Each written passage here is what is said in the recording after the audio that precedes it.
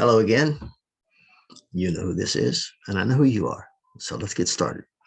As you can see, this is my summer house here. Oh, not really. Okay. I like these virtual backgrounds, but I don't know who these people are. And so kind of keep it quiet. Look like they're trying to study. So we'll keep it quiet. Okay. And let's get going here. We're going to talk about Module 12, which is going to be called Manual Materials Handling. And let's get going with this. It's a pretty short chapter, so it's going to take long, but there is a good one that's on this module 2 done by Professor Stack that is very good, as are most of her videos, and she has a lot more methods, let's say, of presenting things. And she's obviously, throughout, you can tell throughout her video, she's done a lot of work for the Navy. But she's a professor at Montana Tech in Butte, Montana. If you look it up, you find out they're a pretty reputable college and pretty big on engineering and number one of the biggest college in STEM classes. So a good school, and she's a pretty good teacher, I think. So anyhow, let's get started on manual material handling. The objective is to apply aspects of manual material handling, identify factors that affect manual material handling methods, and apply common solutions. Of course, what's manual material handling? That's just kind of moving stuff around, right? So manual material handling has long been recognized as a contributor to back pain. Makes sense? NIOSH found evidence for a causal relationship between lifting and forceful movement and back pain. And that's my comment. Duh. Lifting and forceful movement causes back pain? Could be, huh? Slips, trips, and falls are also associated with manual material handling. Of course, you know, if you're moving around, you could slip, trip, or fall, of course. Strategies for reducing MMH injuries. This is called a systems approach to material handling to reduce the amount of product handled and the use of automated transfer devices. And we're going to talk about that a little bit later, the systems approach. Teach people to lift safely. I know you hear this all the time, but it's very important because guess what? People don't always listen, and they would do what they want to do sometimes.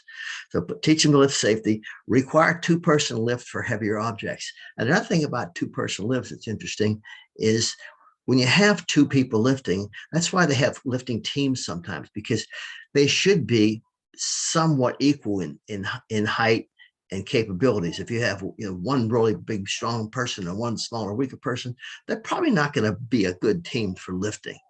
So two-person lift should be required for heavier objects.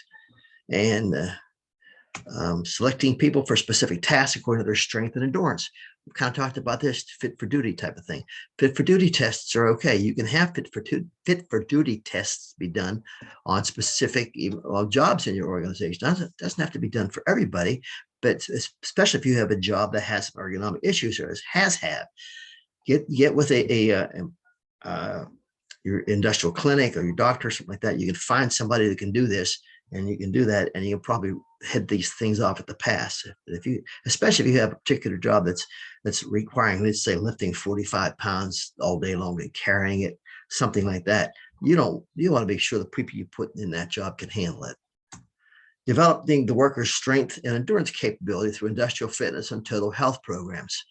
All right, you're really not going to make everybody go out and lift weights and get buff, but you can maybe have some industrial fitness and total health programs to keep people healthy. Redesign the workplace, container, and job to make the handling suitable for more people. So the workplace, the container itself, we'll talk about, and the job too. So the systems approach employs one or more of the following. These are very important issues here now. Unit size or load. You want to increase, and this is counterintuitive, I know, increase the quantity, size, or weight of unit loads, so they must be handled with powered equipment. In other words, instead of a 5-gallon can of something which somebody could carry, but it's very, very heavy, a large drum instead of individual containers, for example, might be a better way to do it. This way, people have to use a forklift to handle it, or some kind of mechanized equipment rather than by hand. Mechanization, mechanized operations with motorized conveyors, overhead hoists between workplaces, vacuum assists, and motorized carts. These are all great. Vacuum assists are good overhead hoist. There's some workstations that they carry a lot of the stuff in overhead hoists. These are also good ideas. Standardization, standardized handling methods, as well as type and sizes of handling equipment. People are more likely to use equipment they're familiar with. So use equipment that's compatible across systems and standardize it, and that will help too. Adaptable, choose equipment that can perform a variety of tasks. Kind of explains itself, doesn't it? Dead weight. What is dead weight? Well, if you're carrying something and the container itself weighs a lot, that's your dead weight. So reduce the ratio of the dead weight to the load weight being moved. Heavy metallic trays or cans can be replaced with a lighter suitable material. You're still transporting the same amount of product, but the container is going to be less heavy. Gravity. Use gravity to move material. Gravity feed conveyors or canted storage units so material flows forward. So lower material instead of lifting them works. So gravity is a good tool to use. Automation. Provide automation to include production handling and storage functions such as an automatic stack retriever. They had these in their big operation at Wellman, big bale fiber manufacturer. They had a warehouse that had bales.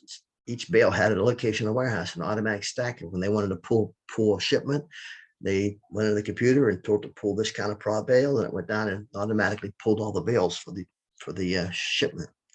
And of course, after they got them out of there, they had manual handle them, but that didn't have to. It saved a lot of handling, manual handling. Redesigning a workplace can eliminate the hazard or greatly reduce the risk of injury. Some strategies for redesigning the workplace provide ways to adjust material to be handled so that less lifting and more sliding can be done. Example, like a scissor lift table. Those are great. Provide comfortable, appropriately shaped handholds or handles on containers or objects. That's called coupling. We'll talk about that a little later too. Is the handhold on something is really important when you're carrying it, not just the hold itself, but the hold itself plus where it's at and the size of it. So handholds are very important. Rotate people between heavy and light jobs. You hear this a lot in ergonomics because it's one of the basic core things that you can do. That's easy to do and effective. Alternate jobs so that the same muscle groups are not overexposed. There's a couple ways you can do this. You can move around every break time or something like that, or you can make the job broader so they're not just doing this job, they're doing a couple of jobs. Ensure that two people lift over a certain weight and are trained in proper lifting techniques. We kind of covered this, but it makes a lot of sense. You should have a company policy. If it weighs this much, two people have to do it. Locate materials within the worker's power zone. And that's, as we know, is when you're standing up, it's from knuckles to your shoulders, is your power zone. So right in front of you and right between your knuckles and shoulders. Provide carts and handling aids to support the weight of objects carried more than a few feet. So if you have to carry something just more than a little bit, then put it on a cart. Alternate jobs with the same muscle groups not overexposed. That's a little bit redundant. Kind of talked about that. Easier ways to lift, fill, or empty containers. A lot of times stuff's in containers. Use a scissor lift. I'm talking about a scissor lift here. And I'm not talking about one you get in. I'm talking about a scissor lift table or load lifter to raise or lower the load so that it's level with the work surface. That power spring lift mechanism. There's some carts that have springs in them. You put stuff in them. The more stuff you put in it, the lower it goes down. Take that, it comes back up again and helps you get it out there easily. Tilt the container for easier access. So if you have to get to the bottom of the container or something big, you can tilt it up and you can get in it. That number, the tilting, it does two things. It brings the product up a little bit and it brings the edge of the container down a little bit too. Raise the workers so they're closer to the opening they need to access. Another thing they showed in the video of Professor Stack is a container that has like a part of it that a hinged gate pulls down. So when the container gets below that, you can pull this down and then you can reach in it easier too. That's a good idea. So here's some more Murphy's laws. In any field of endeavor, anything can go wrong will go wrong. Left to themselves, things always go from bad to worse. If there's a possibility of several things going wrong, the one that will go wrong is one that will cause the most damage. Nature always sides with the hidden flaw. And if everything seems to be going well, you've obviously overlooked something. There's a variety of Murphy's laws, and that's just some of them to break things up a little bit here. Summary of manual material handling is it takes many forms and is present in just about every industry. I mean, you're always supposed to have to move something from point A to point B. Back injuries, as well as caught between, are commonly linked to material handling tasks. Again, that's pretty makes a lot of common sense. Any questions or handling on that? Okay, remember again, take a good look at Professor Stack's video on this, and all of them actually. But she's got some resources that we don't have, and she has a lot of great things in this video that'll give you some good ideas that in your career.